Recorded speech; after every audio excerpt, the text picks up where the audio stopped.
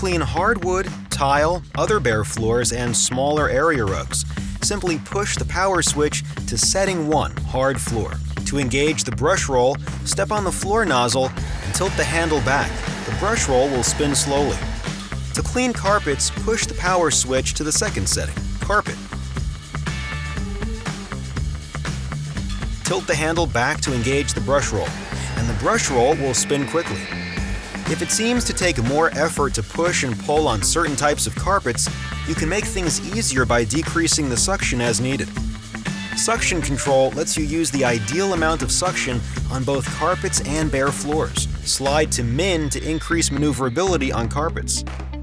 Slide to max to increase suction on bare floors. For additional support, go to sharkclean.com.